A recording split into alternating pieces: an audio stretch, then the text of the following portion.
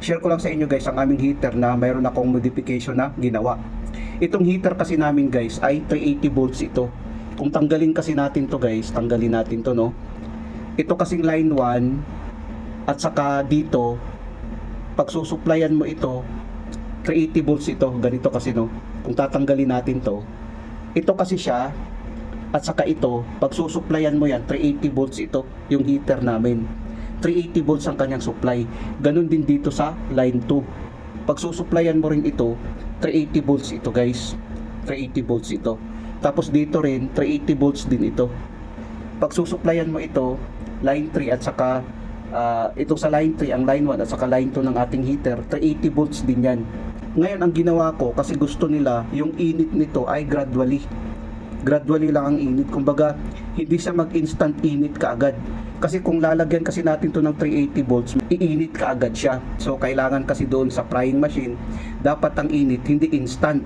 Hindi mangingitim kaagad yung oil. So, ang ginawa namin guys, naglagay kami ng modification. Instead na 380 volts ang isupply dito sa bawat coil ng ating heater, ang ginawang series ito guys. So, ginawang series. Kumbaga, gradually ang heat nito.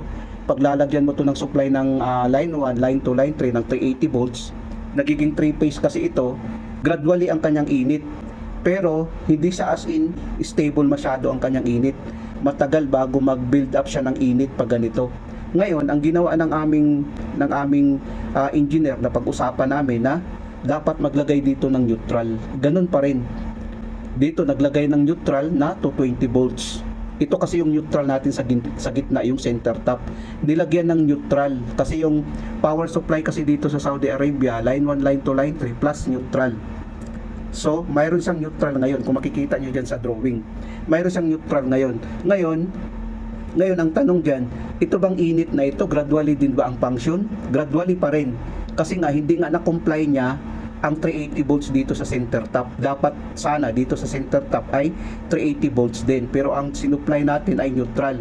Nagkakaroon siya ng 220 volts. Kumbaga, 380 volts, tapos mayroon tayong neutral na kinuha. Pag tetesteran mo kasi itong line 1, tapos plus neutral, magbibigay siya ng 220 volts. Line 2 naman, plus neutral, magbibigay siya ng 220 volts.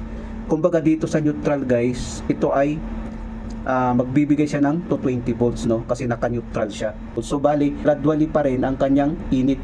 Hindi niya nakukomply ang 380 volts. Yun ang modification ng aming heater sa aming frying machine. Kung makikita natin, ito na yung heater natin. Isang heater 1, heater 2, heater 3. Bali, line 1, line 2, line 3, 380 volts ang supply nito, no? Tapos ang neutral natin, 220 volts. Ang ibig sabihin kasi itong 220 volts, pag tetesteran mo itong line 3 at saka neutral, magbibigay siya ng 220 volts. Line 2 at saka neutral, magbibigay siya ng 220 volts. Line 1 at saka neutral, pag tetesteran mo ito, paglagyan mo ng supply, magbibigay siya ng 220 volts. Yan yung modification na aming ginawa. Pero ito siya guys, ay hindi instant ang kanyang init, kundi gradually kasi hindi niya na-comply ang 380 volts, no? Nagiging 220 volts lang siya. Instead na susuplayan mo sana dito ng 380 volts, para instant ang kanyang init, pero ang ginawang gradually ang kanyang init. Ito ang modification na pinapagawa sa akin ng aming superior. Ngayon ang tanong dyan, pwede ba itong ganitong setup na Y connection sa ating heater? Ang sagot dyan, pwede guys. Pwede yan. Ito yung ginawa ko sa modification ng aming heater sa aming frying machine. Sana nakapagbigay ito ng konting kaalaman sa mga baguhan. Maraming salamat sa inyo guys. Hanggang sa muli.